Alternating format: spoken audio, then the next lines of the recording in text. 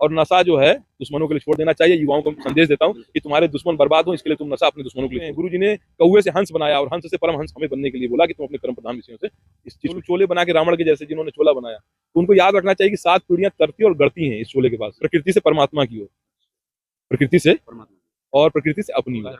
छुप तो हम रोज रहे हैं, हम रजिस्टर्ड भिखारी हैं। भिखारी तो हम रजिस्टर्ड है, नहीं समझे।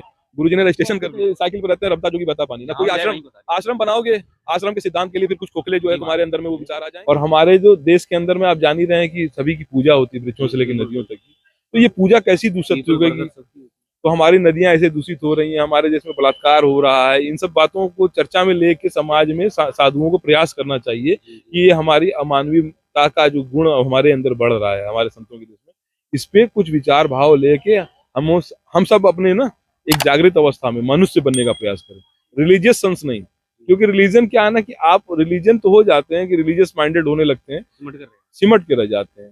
और हमारा जो स्वरूप है हमारा यूनिवर्सल ट्रूथ है, नदी की तरह जहाँ भी जाए वहीं। अब देखो अपने तो साइकिल पर रहते हैं, रब्ता जोगी बहता पानी ना। कोई आश्रम बनाओगे, आश्रम के सिद्धांत के लिए फिर कुछ खोखले जो है तुम्हारे अंदर में वो विचार आ जाएंगे, उसके साथ में जीवन जीना पड़ेगा। और जो नहीं भी करना चाहोगे उनके पास भी झुकना पड़ता है। झुक तो हम रोज रहे हैं, हम रजिस्टर्ड भिखारी हैं। भिखारी तो हम रजिस्टर्ड है, नहीं समझे। गुरुजी ने रजिस्ट्रेशन कर दिया है। पर इसमें क्या है ना कि जब लिया संसार से तो उसको कुछ देने का भी प्रयास करना चाहिए। तो लोगों को उठें और जितना हम उठ पाए जितना ही उतना ही कम से कम उठाने की क्षमता होनी चाहिए। मतलब जितना हमारे वजन हो उठाने की क्षमता उतना भी उठाएं। अब बिल्कुल केयरलेस जीवन जिए, नहीं हम बिल्कुल किसी को नहीं उठाएंगे, अपना केवल फायदा हो, हम भजन करके परमात्मा वो खोलेगा ही नहीं दरवाजा। वो बोलेगा कि जिनके पैसों पर तुम भजन करके आए हो उनको ही तुमने जो वापस कुछ नहीं किया, समाज से के लिए इन्वेस्टमेंट लिया और रिटर्न कुछ नहीं किया, बोले तो तुम बहुत शातिर थे, बहुत चालाक थे, अपने निजी स्वार्थ में किया। तो समाज से जैसे लिया जाता है समाज को वैसे देने का प्रयास भी रखना चाहिए। हमारे साधुओं का यही हमेशा जीवन में प्रयास रहा। आप थोड़ा पुराने साधुओं के जीवन को देखना, उन्होंने समाज को केवल परमात्मा में जोड़ने से, करुणा दया इन्हीं सब चीजों पर फोकस किया और लोगों को विचारों में जोड़ने के लिए प्रयास किया। क्योंकि पुराने संत हुआ करते थे, प्रकृति प्रेमी भी हुआ करते थे, आश्रम बनाते जंगलों में, और वो जी अब तो खैर जंगलों में कोई गवर्नमेंट रहने नहीं देती। मैं कहीं किसी जंगल में जाता हूँ तो लोग बोलते हैं रिजर्व वायर है, आप इसके अंदर नहीं रह सकते। भारत के बहुत से टाइगर रिजर्व, बर्ड सेंचुरियां, यात्रा के दौरान मेरा सौभाग्य रहा, मैंने बहुत एक्सप्लोरिंग जो है अपने जीवन में उन जंगलों में देखा, जीव जंतुओं को रहते हुए। जीव जंतु भी मिलते होंगे बहुत, हिमालय खंड से लेके नीचे जो आपके जो भी टाइगर रिजर्व है, मैंने भारत की 80% टाइगर रिजर्व घूमे। और जो बहुत से भारत के जंगल हैं उनके अंदर यात्रा करते करते मुझे जो है जीवों से प्रेम भी हुआ।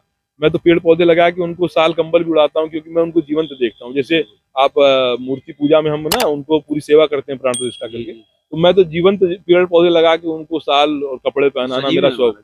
जी बिल्कुल सजीव है। तो मैं उनसे प्रेम भी करता हूँ, मैं भगवान के रूप में उनको देखता हूँ। मेरी एक कॉन्सेप्ट है प्रकृति से परमात्मा की ओर, प्रकृति से परमात्मा और प्रकृति से अपनी ओर।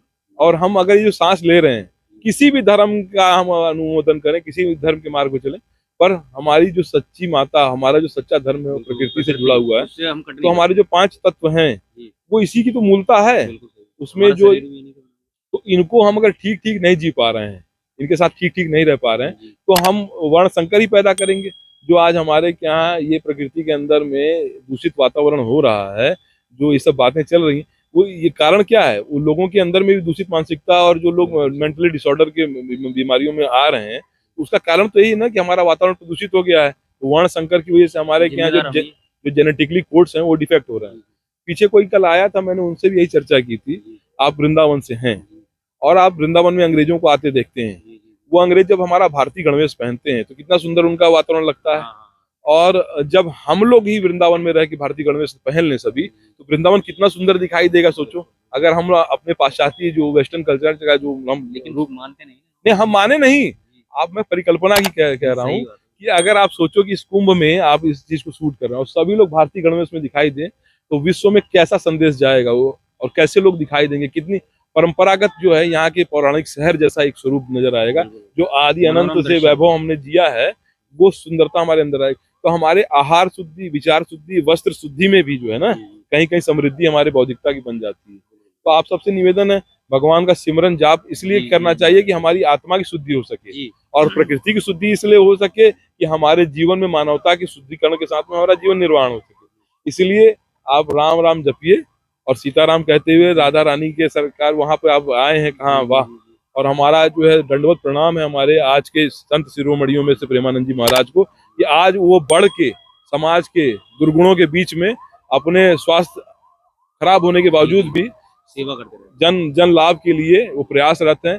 वैसे संत को मेरा कोटि कोटि नमन है, मैं बार बार उनको प्रणाम करता रहता हूँ। मैं उनसे मिलने नहीं जाना चाहता हूँ क्योंकि मेरे आइडल हैं, तो बस वो आइडल की पूजा बस ऐसे दूर से करनी चाहिए, उनके मार्ग पे चलना है। वो ये नहीं कि महात्मा गांधी के मार्ग पे नहीं चल सके तो हमने एमजी रोड बना लिया और महात्मा गांधी मार्ग पे पैदल चलते हैं।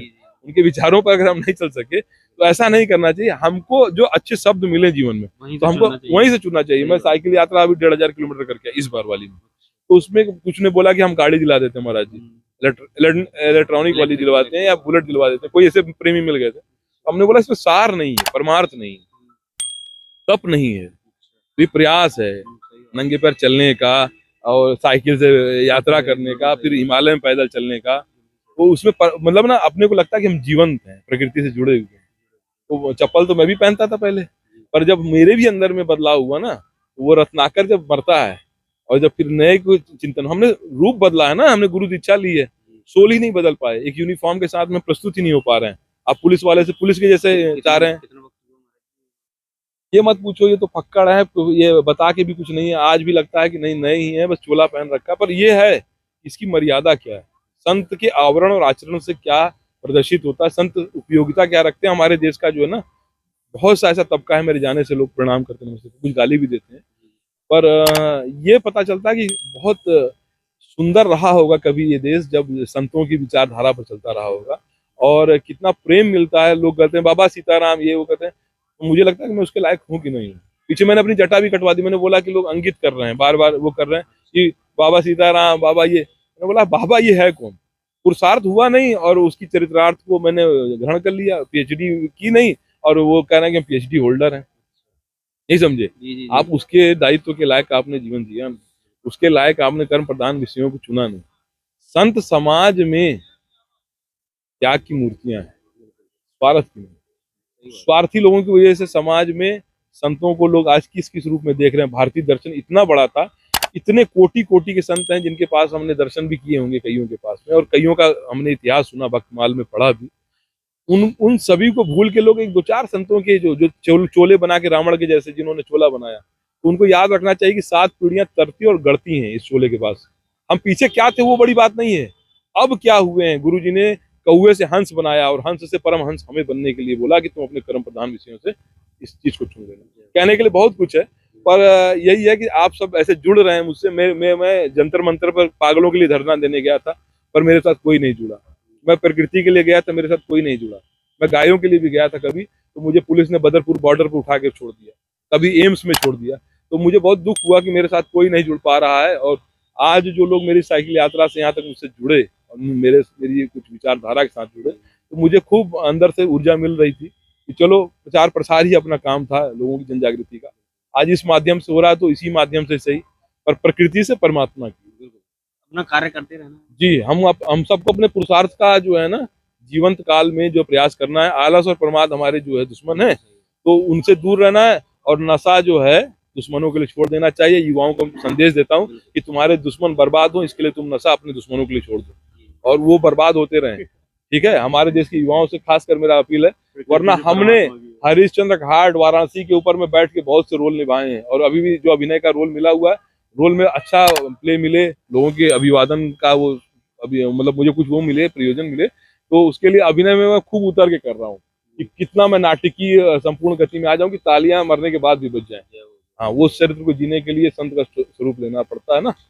अब ठीक है दोस्तों, देख रहे हैं कि महाराज जी हमारे साथ में और प्रकृति प्रेमी हैं, प्रकृति से परमात्मा की ओर महाराज जी का एक सिद्धांत है और चले हुए हैं अपने प्रकृति की तरफ, प्रकृति की सेवा कर रहे हैं। देख रहे हैं आपके महाराज जी की साइकिल है, 1000 किलोमीटर चलाकर यहाँ आए हैं। महाकुंभ में प्रयागराज की धरती पे जो तीर्थों का राजा है, यहाँ आए हैं। यहाँ 3 नदियों का, पवित्र नदियों का संगम है। दोस्तों, मैं आपको दिखा रहा हूँ कि मैं हूँ देवरा बाबा के आश्रम में हूँ। महाराज जी से हमारी बातचीत हुई और महाराज जी ने हमें अपना पूरा जो भी ज्ञान था वो दिया।